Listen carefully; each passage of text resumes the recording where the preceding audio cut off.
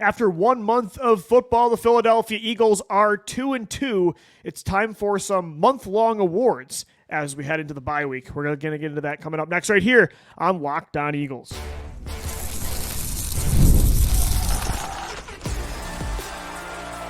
You are Locked On Eagles, your daily Philadelphia Eagles podcast. Part of the Locked On Podcast Network, your team every day.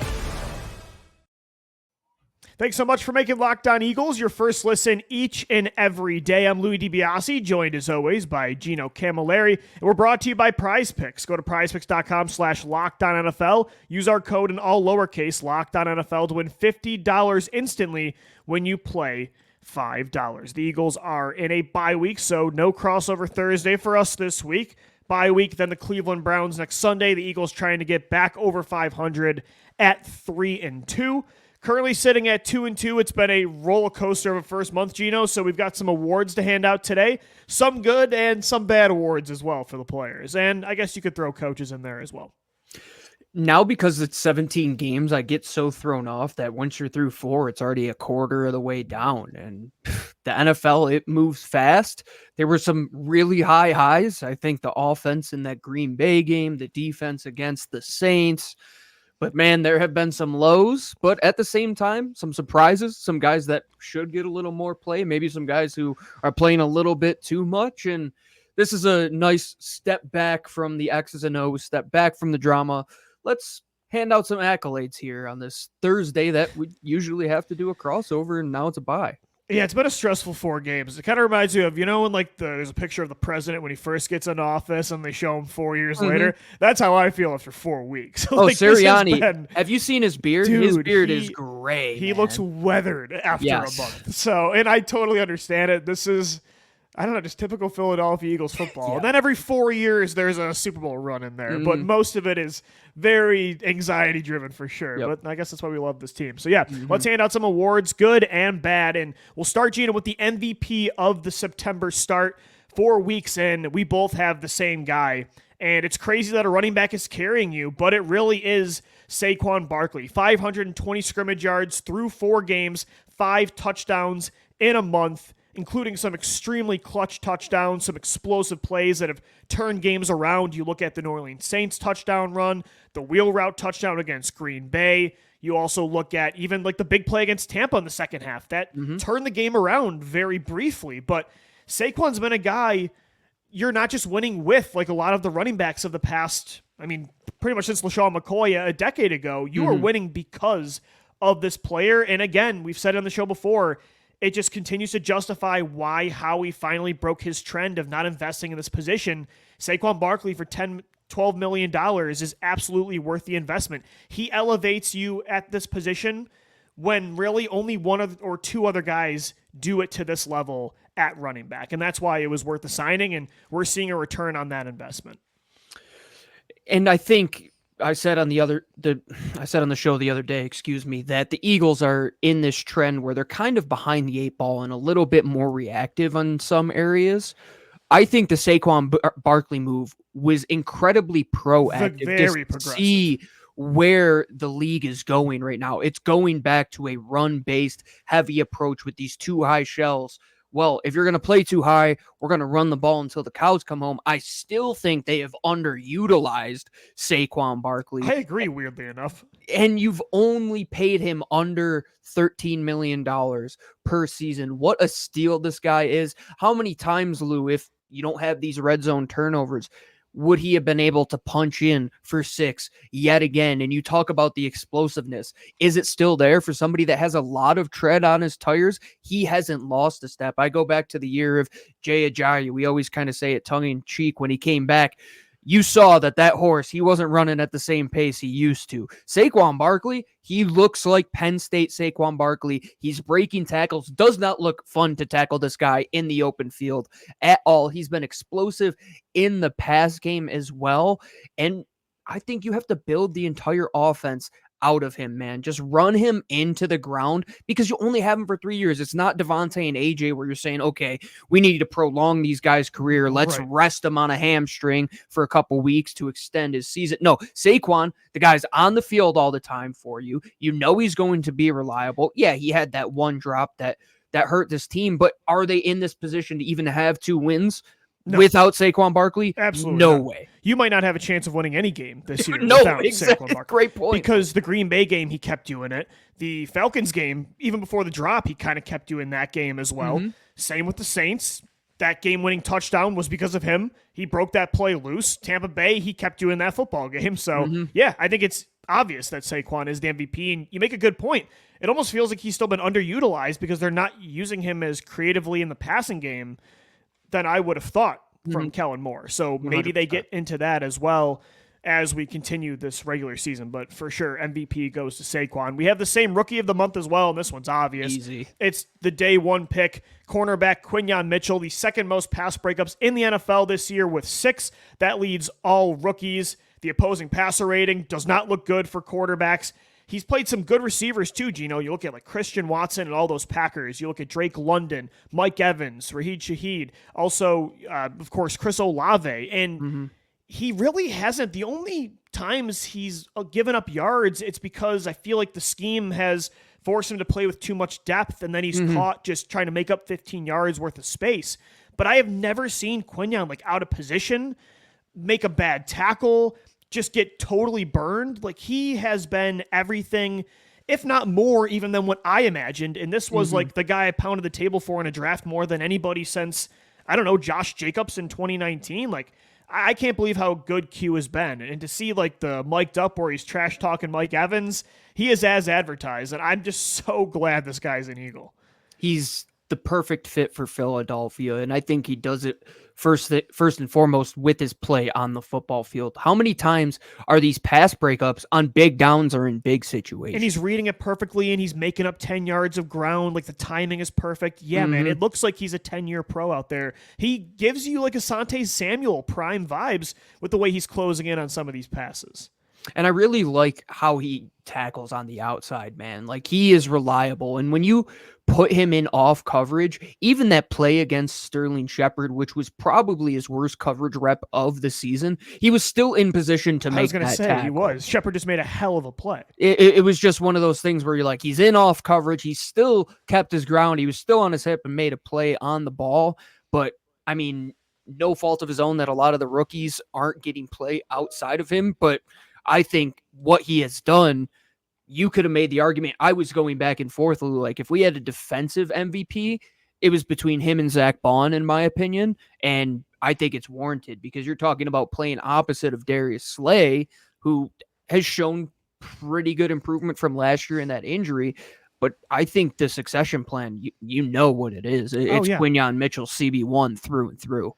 You know you have 2 staples, at least for 10 years, that are going to be elite players. Jalen Carter and Quinyon Mitchell, like, they're the 2 faces of your defense. Yeah, not the worst 2 guys to foundationally build around on defense. So I'm just so glad. I mean, Howie Roseman, he's had some misses this offseason, but Saquon Barkley and Quinyon Mitchell that pick, just crushed his number 1 free agent signing and crushed that number 1 draft pick. One thing he did totally miss on, at least through the first month, Gino, my letdown of the first month of the season, it's Bryce Huff. 0 sacks, 0 quarterback hits through 4 games. Just doesn't look like the player we saw from the Jets at all that the last 2-3 years was consistently in the top 5 when it comes to pretty much every efficiency metric when it comes to getting to the quarterback. He looks out of place as a run defender, but he doesn't even look like that explosive rotational like third down pass rusher. And it's unfortunate because you let Hassan Reddick go, who's an elite pass rusher. There's only 2 or 3 guys that have more sacks in the last 4 years than Hassan, with Bryce Huff in mind that he could replace at least 75 to 85% of that production at a cheaper rate. And you're not even getting close to, we knew he wasn't going to be Reddick, but we thought, okay, for the price, it would be worth it. He'd be a little worse, but still a damn good, efficient pass rusher. And it's looking like instead, it's again only been 4 games, but we're in Nnamdi Asomugha, Byron Maxwell kind of territory with the signing where from the start, you're like, oh no, this might be a whiff. And that's just how bad he's looked. I think the thing that is most concerning is how often he's just been off his feet. And it's like, that brings in question, like, what is his play strength and like, how is his functional balance when he's going against these offensive tackles? And if you're going to be that speed rusher, one of the things you need to be able to do, like, you got to be able to flatten, corner, and keep your feet. He's on the ground half of the time. I mean, how can you get to the quarterback when you quite literally are not on your 2 feet? It just doesn't happen. And this one, the verdict is still out on how good it's going to be. Like, they're not going to outright cut him anytime soon. And I think the adjustment has to come from Vic Fangio realizing this isn't the player for your scheme that you think he was going to be. No, I don't think so either. You need to figure out a role for him one way or another, but that's no excuse for Bryce Huff's play. Like, he has to be a pro too. They and were take that right next step as well. Yeah, Gino, Fangio was right to make him a full-time player. They were paying him to be a 3-down player. So they need to find out if he could sink or swim in that way. But now we're kind of getting our answer. So I totally agree. Coming off the bye, Fangio needs to be like, I just need to get him back to the floor of who he was with the Jets, where I'm just going to put his hand in the dirt, say, all you're focused on is attacking the quarterback. At least to don't get play a gap. Just rush to the quarterback. I think that's what you got to do to get something out of this investment. I 100% agree, Lou. And we've seen these type of players, right? The Byron Maxwells, where it's like that they're trying to play him as a Madden cover corner, and he's a zone guy. He's a cover 3 guy from Seattle. Right. That didn't work. Same thing with Nnamdi Asomugha. He was great in the scheme in Oakland. And then he comes to Philadelphia, and guess what? You have a guy who is a former offensive line coach now as your defensive coordinator, putting him in a precarious position. Yeah. So that isn't going to be great. But Vic Fangio, I still think he could fall into this conversation of letdown as well. You got to be better as a coach, man. And you got to put these guys in a better position to succeed. Your letdown so far through the first month is Jalen Hurts, which, again, we've talked a lot about Jalen. It's been an up and down first month, but I think most people, if you told them the context of the situation through September, considering the expectations with one of the most clean off-seasons training camps we've seen from an Eagles quarterback, they would definitely be let down from the performance, even with some of the high highs he's had so far. How much time and keyboard time and discussions on podcasts was spent around him not throwing an interception in training camp, and how useless of a piece of information that is. I feel like we wasted a lot of time talking about that. And I think the biggest letdown is, you know, that he's in year 5 as an NFL player now, right? And you're hoping that he could take this next step and evolve into this quarterback that is a clean pocket type of passer, still is explosive, and can extend plays when you ask him to. Has he been that? Has he done any of that? No, he's turned the ball over.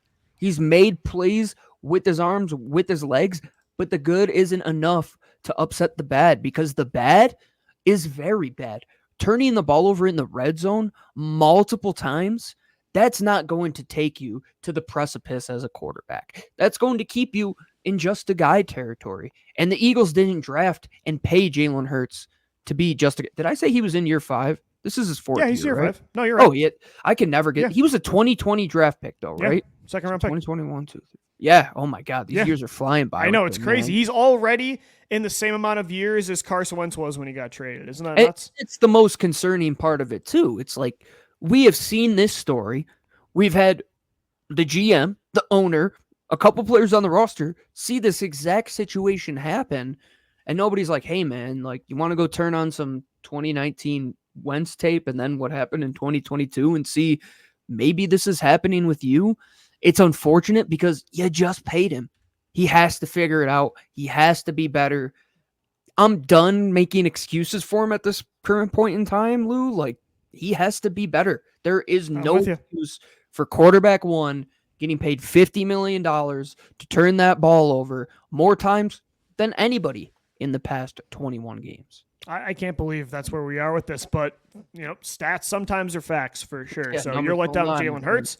Mine's Bryce Huffer MVP, Saquon Barkley, Rookie of the Month, Quinyon Mitchell. September awards continue as we follow along this Thursday edition of the Locked On Eagles podcast. Locked On Eagles is brought to you by Game Time. Game Time has a new feature. It's called Game Time Picks that makes getting tickets for your favorite live events even easier. And it doesn't just have to be sporting events, but concerts, comedy, theater, all that and more. Game Time Picks filters out the fluff to show you only incredible deals and great seats, so you don't have to waste time searching through thousands of tickets. Plus, on top of the great prices, you're going to make sure you're getting a great view, get a panoramic view from your seat in the app before you buy. They've got their lowest price guarantee. Game Time's going to credit you 110% of the difference if you find a better price on another platform. They've got you covered for, again, an Eagles game, for a nice comedy night, theater, and more. Take the guesswork out of buying tickets through Game Time. Download the app, create an account, use our code LOCKEDONNFL for $20 off your first purchase. Terms apply. Again, create an account, redeem the code LOCKEDONNFL for $20 off. Download Game Time today. What time is it? It's game time. All right, we continue on this Thursday edition of Locked On Eagles. Thanks so much for making us your first listen each and every day. We're continuing our September awards, Gino, and we're going to get into it with Unsung Hero of the first month. And we both have a defensive player, actually. We'll start with yours. It's safety Reed Blankenship, 2 interceptions already in 4 games. And not just 2 picks, Gino, but Reed has come up in the clutch. That interception against Green Bay was in a 1-score game in the second half. Same situation against the New Orleans Saints. Both pretty much sealed the win. Reed has been more than I thought he was going to be, as that one podcast shows you. I thought he was going to be more of a third, rotational player long-term with Sidney Brown and Chauncey Gardner-Johnson, but he has been your best safety and one of your best defensive players through a month. So I totally get this pick. Good players make big plays in the biggest of moments. And he's the only one doing it, man. They're not turning the ball over a lot on defense. At all. And the one comparison that we make to Reed Blankenship a lot is TJ Edwards. Well, TJ Edwards was not a guy that forced a lot of turnovers. He was a really good tackler. He became a really good coverage guy. Reed Blankenship is sealing games for you. He is your Mariano Rivera right now. Yeah. Hassan Reddick is gone. If Reed Blankenship doesn't make a play, you are losing football games. I mean, look at when he went out of that Tampa game. Lou. Reed's been the closer that Reddick has been the closer. Reed Blankenship, the Phillies should sign him up for this October run that they're going to go on. Reed Blankenship, the milkman, he's going to deliver. He's on one right now. We need the milkmen. We need Cooper out there. I know, too. We need Cooper we got to complete out there this as well. duo. I was going back and forth with him and Zach Bond, but I still think around the NFL, why isn't this guy getting loved? Like, he won the Eagles 2 football games. He is unsung nationally. Like, he needs to be recognized. It's because he's undrafted and nobody knew who he was. Nobody knows Middle Tennessee State, right? Yeah. And he's a really damn good football player, man. Like, I don't want to know a world where Reed Blankenship isn't in the defensive secondary for this Eagles team. And sometimes I fall victim of it too, like name value, draft value carry a lot of weight, like physical traits. Sidney Brown has the speed. Chauncey Gardner-Johnson has the energy and the name recognition. But kind of like TJ Edwards, who was another player, Gino, I tried replacing year after year after year, and he just kept being better. Just kept being better than the other options. That kind of feels like this with Reed Blankenship. So I think he's been an unsung hero, very underrated. You're right, not just the Eagles, but I think league-wide. And I think the same goes for my guy, Milton Williams, who quietly is Pro Football Focus's 10th highest graded pass rusher among all defensive tackles in a contract year, outside of Jalen Carter, and you can include edge rushers, and that's not saying much, has been, I think, by far your second most consistent defensive lineman this year. Like, I would love to get a contract extension done because, Gino, if Milton hits the open market as an unrestricted free agent in the spring, like, I think he's going to get a solid deal. Like, he's a good player. Agreed. I think there are 2 guys that you kind of want to get a deal done with sooner rather than later. The first goes back to, like, unsung hero, MVP of the defense, Zach Bond. I think you got to lock him up for at least a couple years, and you could probably keep him under market value by signing him in season.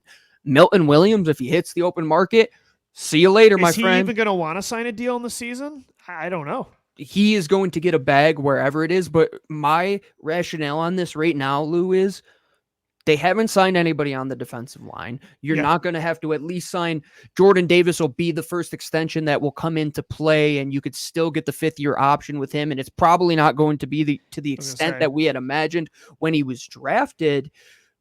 Milton Williams, I mean, Josh Sweat, he's in a contract year, or I'm paying Milton Williams right now. I know the player I can get in Milton, because Milton, even regardless of scheme, Lou, he is showing up in the basic ways that you want. His explosiveness, his ability to have multiple pass rush moves, his ability to anchor in his gap, his ability to move. He's just showing more than anybody else on that line. Yeah, his work rate is insane. Yeah.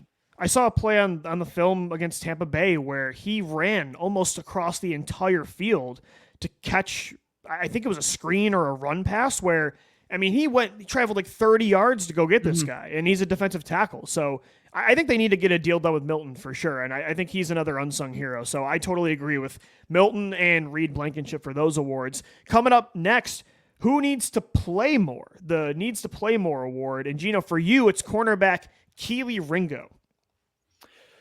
I'm a big fan of the Beatles. One of the guys that didn't get a lot of love in the Beatles, of course, is Ringo Starr. He's not everybody's favorite. Very good. Now, I don't know why Vic Fangio is not a fan of Kelee Ringo, because Avonte Maddox, man, like, I don't know how long he is for Philadelphia. Slay isn't going to be in Philly much longer.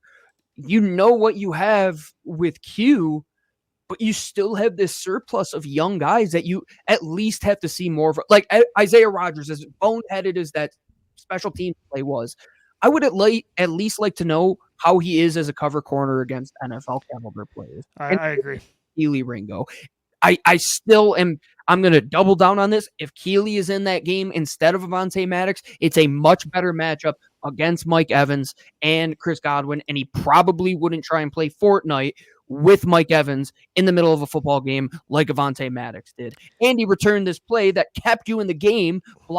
Isaiah Rodgers blocks the field goal. This guy, Kelee Ringo, has the most acrobatic play we've seen all year, tiptoeing the sideline to keep you in that game for a little bit. I want to see him in. I thought I saw enough from him in the preseason. Apparently the coaches haven't seen it yet, but they got to get some different guys in that defensive secondary outside of their top two, because it's not working. What they're doing is not working. This is a tough part of this sport compared to others, is like you can't really balance, or it's harder to balance when you're in like a win now window, Gino, and you have a veteran at this position. You want to win now and like have those veterans out there. But at the same time, like, you do need to evaluate these young players to know what you have so you can feel comfortable next year, like moving forward with Kelee Ringo or Isaiah Rodgers starting. So it's a tough balancing act. But like we said on the show yesterday, if Darius Slay continues this up and down play, eventually, even if you are winning and contending for a division title and a playoff spot, and heck, even like a top seed, there is still a scenario where you can justify putting Ringo out there over Slay. I don't know if they'll ever do it. Best corner down the stretch last year. Like, what happened? I can't imagine they'll do it. And he only looked better in the preseason to me. Did we not see the same thing, Lou? No, I think we did. I just think, Darius Slay's a captain, and they're trying to win, and Fangio's old school, and I think that's how they're justifying it. And Slay hasn't been terrible, so tie goes to the captain. I don't know. To me, a tie goes to the guy you've invested long term. You could get Avonte off the field somehow and get Kelee or Isaiah Rodgers in that rotation. I think that'll be DeJean's spot, though, in the slot. That's fair. But I think that who needs to play more? Just all of the young corners, for sure. For me, Gino, it's Jalix Hunt. Like, Jalix Hunt, we mentioned. Forgotten man here, yes. Yeah, because Bryce Huff, as I said, was the letdown of the month, and he's looked like a bust. If that continues, Nolan Smith has been just a guy.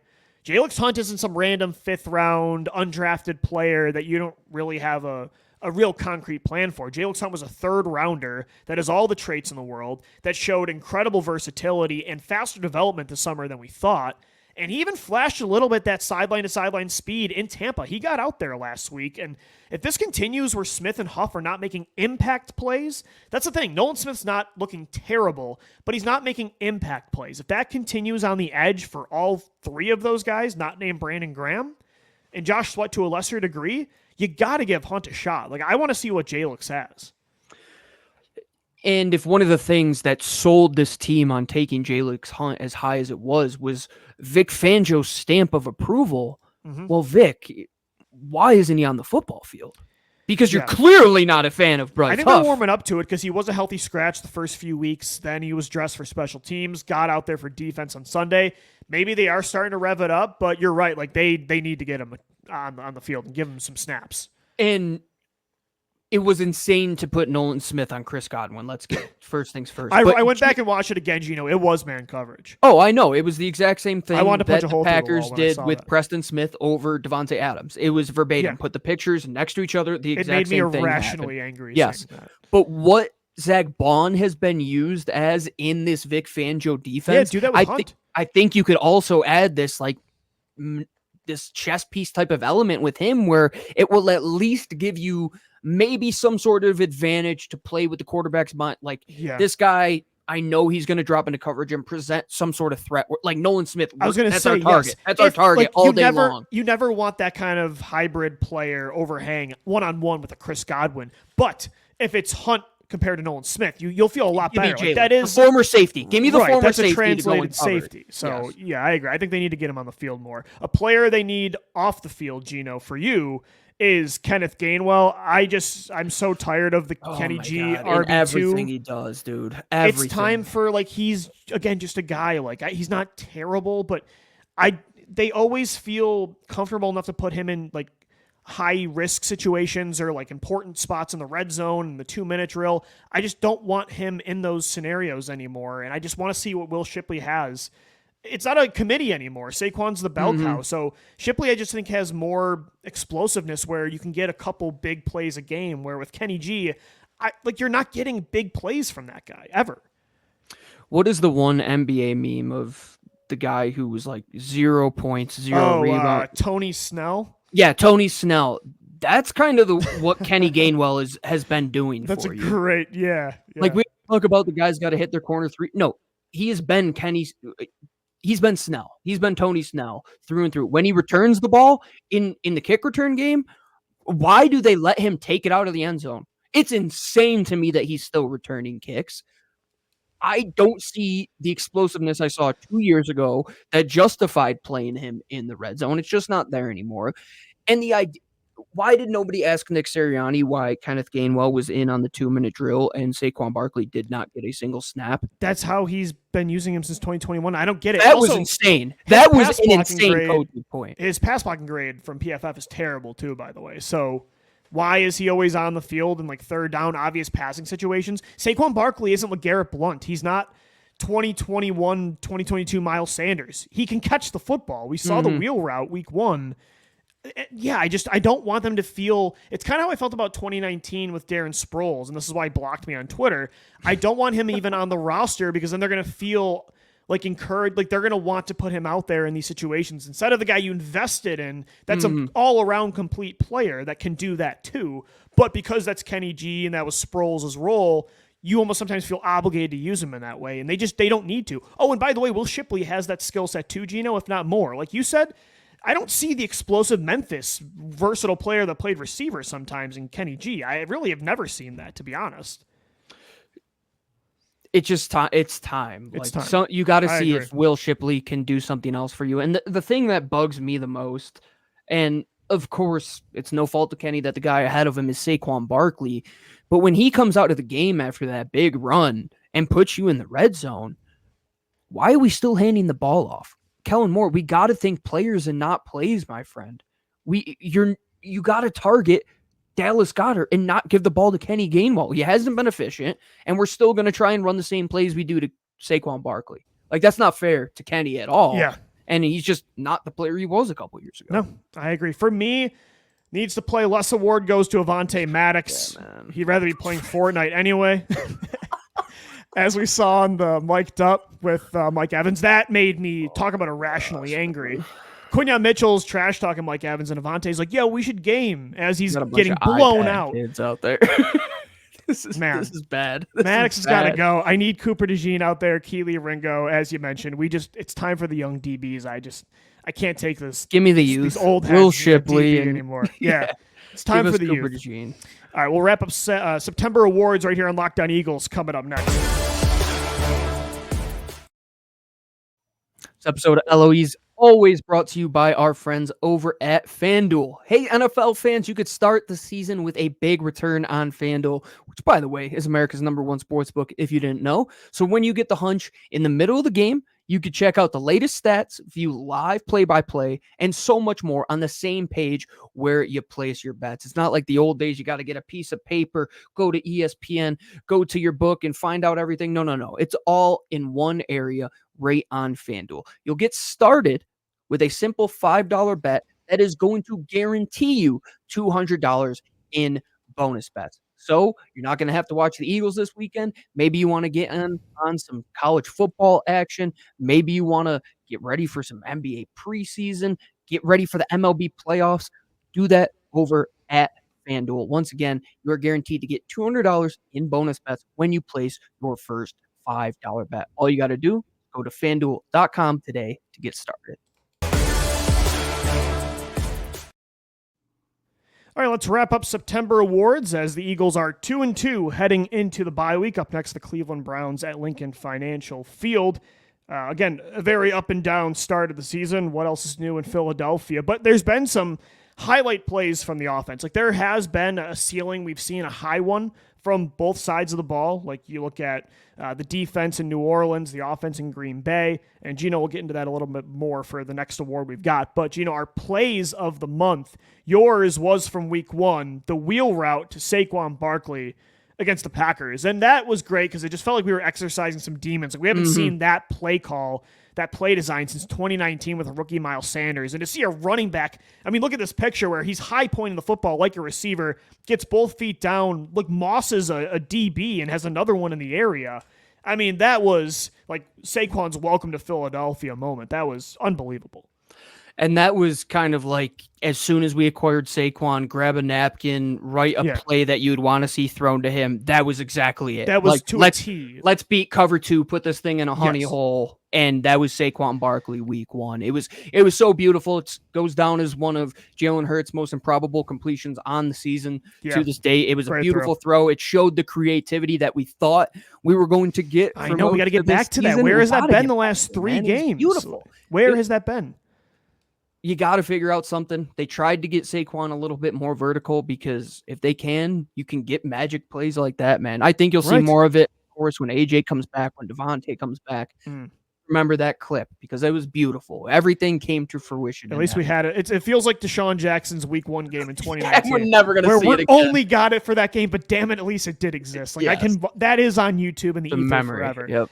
My play is the same. Saquon, well, not the same play, but the same player. Saquon Barkley, another explosive one. And this came at a huge time in a dogfight, a rock fight in New Orleans with the Saints. Barkley's go-ahead touchdown in the second half to take the lead. And this was literally the play after DeVonta Smith gets cheap shotted. Like, this was a badass play. And Saquon Barkley's racking up the awards for us today, man.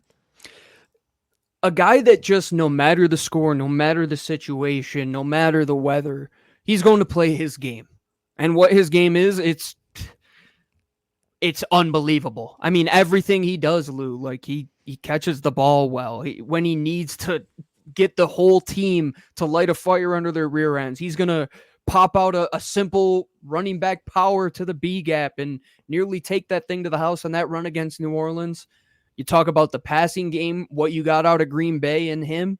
That was the running game through and through. Like, he won you that football game down there in New Orleans.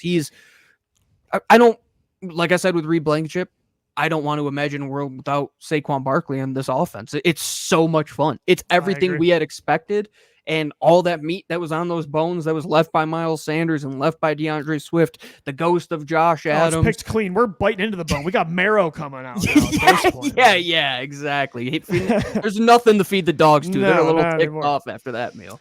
All right, we've got 2 more awards here, and one's we're going to try to be positive. Our Reason for Optimism award, and then our Change It or It's Game award. Reason for Optimism for me, DeVonta Smith and A.J. Brown are going to be back. Like, these are 2 of the best players in football, regardless of position. They have not had these 2 together since week 1. A.J. Brown has not been playing since that week 1 opener. DeVonta was out last week. Having just one of them is a huge advantage for the offense, Gino, but having both, it just changes everything. And it changes a lot for Jalen Hurts, who feels like is sometimes a lack of trust kind of guy as a quarterback. Like, he really needs to, you have to earn his trust for him to give you chances. I feel like maybe that's a thing why Dotson hasn't been getting more downfield looks. I'm not sure, that's more just speculation, but Jalen just always, and it's an obvious statement, it seems like, but he's a much better quarterback when DeVonta Smith and A.J. Brown are on the field. And if they want any chance of being legitimate contenders this year, they need number 11 and number 6 out there. And sounds like they'll get them both back, hopefully, for Cleveland. I think one of the things that we can kind of take away from, you said this the other day, that maybe this is who Jalen Hurts is. Well, yeah. Maybe he's really good with A.J. Brown and DeVonta Smith on the football field, and that's how you're going to win football games. And maybe that's the quarterback that he is, but if those are the two guys that make this offense tick and they can win football games when they're on the field, yeah, you got to be excited that A.J. Brown had a month off in the first month of the season, essentially, and it helped you pick up that big win against Green Bay. Like, still, that could be something down the line that helps you out in the long run. You could be 1-3 potentially without him. You could probably be 0-4 if you didn't have DeVonta Smith in most of that New Orleans game. So, yeah, I'm happy the bad boys will be back in action come a couple weeks from now. Your reason for optimism is kind of what I alluded to earlier, and that was motivated from your award. The offense and defense have shown very high ceilings, Gino. Like, both have had stellar performances this year already where you're like, okay, we know they have it in them. Now, how do we make it consistent? How do we get the recipe that if we're making 100 pizzas, all 100 taste the same? That's where they need to get to on offense. They made one really good pizza on offense with the Green Bay Packers game, put up 34 points. We said that if they want to be an elite offense, they got to be north of 30 like they were in 2022, week after week after week. And that defense, sub 17 points, that's something that a lot of these guys, that was their marker early on in the season. Look at that New Orleans performance, Lou. That was through and through how you have to play, and those weren't bad teams. It wasn't a bad Green Bay defense, and it was a red-hot New Orleans offense. So that's why you got to take it serious too.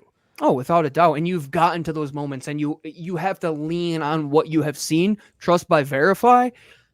We've seen verification that they can be a really good football team if they put it all together. They just really need to have their coach and everybody else get on board, man. Like, they all got to be rowing in the same direction, because we've seen moments of greatness. That Saquon play, the defense getting after Derek Carr. We've seen those moments. How do you capture them again? That's what we need. I heard a podcast one day where someone was talking about quarterback development and why people just don't like to give up on like top picks and top talents at times, especially if they've had like Carson Wentz 2017 like moments. And they said if they've done it once, they can do it again. And coaches believe they can always get that out of them. And that's kind of the mentality you got to think about with this team, is like they have the talent and they've done it before. They've shown it, so they can do it again. And that's really just the key, is how do you make that consistent? A lot of that has to do with coaching, though. Do they have the right guys in place? Of course, that's what we've been discussing for the last few weeks for sure. All right, our final award is the Change or It's Game Award. Pretty much this has to stop or the season is going to go off the rails. For me, Gino, it's turnovers. Obviously, the Eagles are, 31st in turnover differential this year. They've lost a turnover battle every single game. You're never, even with all the talent they have, you're never going to sustain wins this way or sustain success. Jalen Hurts, 21 turnovers in 27 games, leads the league in that category. That's not something you want to lead the league in ever. They got to stop turning over the football. And for you, it's a similar thing. Slow starts. A lot of that comes with turnovers. 0 first quarter points this year. They're trailing. They're making mistakes. You just got to get rid of that, or you're always going to be, even with the talent they have, the elite talent, a 500 football team at best. You probably could have thrown tackling in there as well. Yeah. You could have done like basic fundamental football with penalties and just getting... I guess we could have just labeled it all self-inflicted wounds, basically. Yeah, just get back to basics, man. Like, sometimes going back to the beginning... right? Like, that's probably the theme, just discipline. Be more disciplined. Yeah, just get back to the little things, because part of seeing the greatness is like, oh, when we need to turn it on, we can. But if we can't preheat the oven by doing the little things correctly, we're never going to get to that nature. We're never going to be able to cook, quite literally. What they have to do is put one foot in front of the other and do the little things correctly. Because if you start to win the penalty differential, if you start to win the turnover differential, if you have less missed tackles than the opposing team, more often than not, you're going to win football games. You're lucky that you have won 2 games in 4 outcomes of losing the turnover battle. That usually does not happen in the National Football League. In college, that can happen all the time. That's chaos. But in the NFL, The team that has more possessions usually wins the football game. And that's what they have to get back to, Lou. Just good, fundamental, sound football. And then the great moments will come. You just have to do the little things correctly. They all talk about in that locker room, it's Mamba season. Well, what's Kobe doing? He's in the gym shooting his free throws. He's working on his block. He's working on the little things to be better than everybody else. If they want to practice what they preach, go do exactly that. Totally agree. That's going to do it for today's edition of the Locked On Eagles podcast. One more show for you as we wrap up the bye week, and then we turn to the Cleveland Browns at the Link. Finally, another home game as the Eagles look to get to 3-2 on the season. For Gino Camilleri, I'm Lou DiBiase signing off as always. Thanks so much for downloading, watching, and listening, and let's go Birds. Fly, Eagles, fly.